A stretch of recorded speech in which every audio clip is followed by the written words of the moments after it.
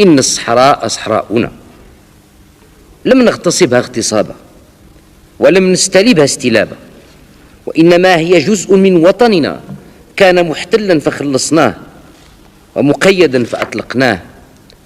إننا نعد كل اعتداء يخل بأمن وطننا وسلامته افتياتا على حقوقنا وتحديا لسيادتنا، يستوجبان منا الصرامة التي لا مجال معها للمهاودة والموادعة.